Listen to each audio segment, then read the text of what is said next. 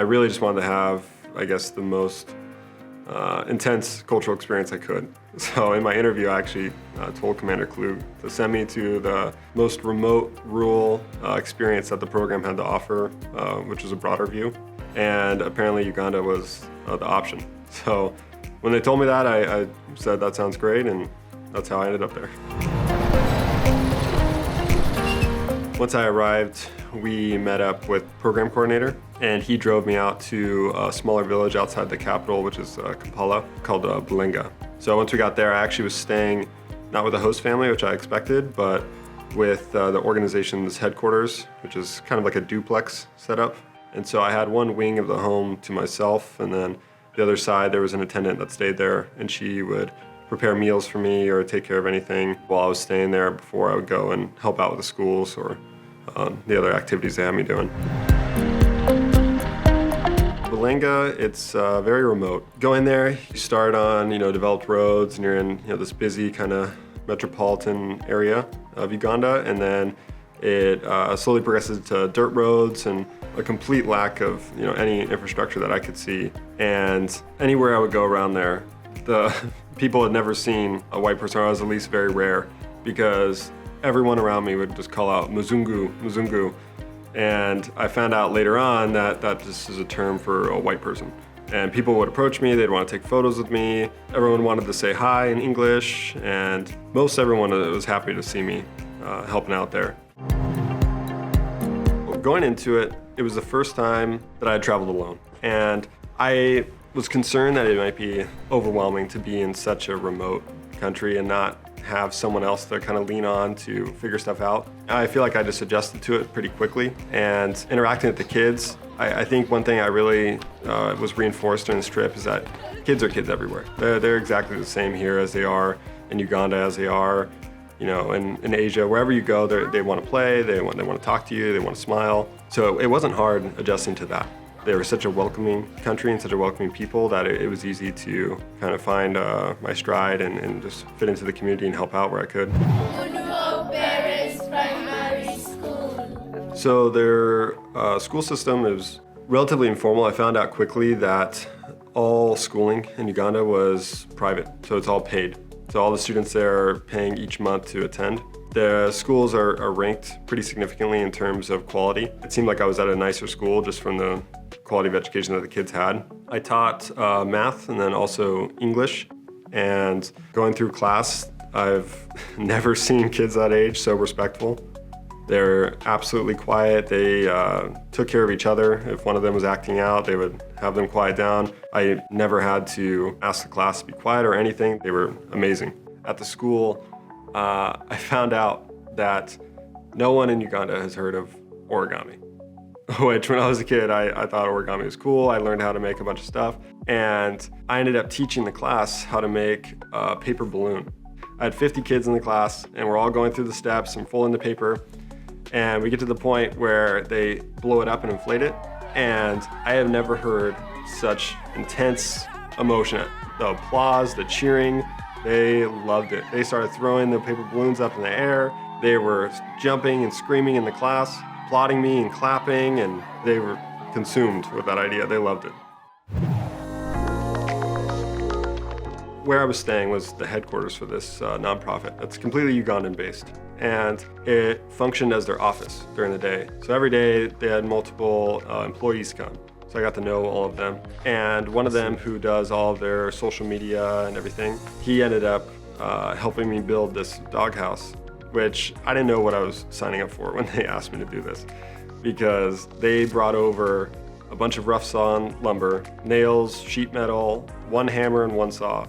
So I ended up drawing out these blueprints and working with this guy all day, and we'd trade off sawing the wood, hammering things together.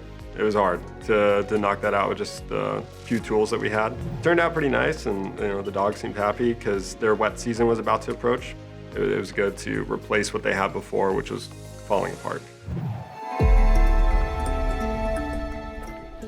There was a lot of things that were difficult about the experience. I mean, walking through the village and seeing the condition that these people live in. Electricity and running water were extremely rare. And knowing that the daily comforts that we take for granted are something that these people have never seen or experienced, it was hard to see each day. And I think one of the moments that I really realized it, because the place I was staying was relatively nice. You know, they had Wi-Fi, it was slow, but they had Wi-Fi, they had running water, they had electricity, even though there'd be power outages.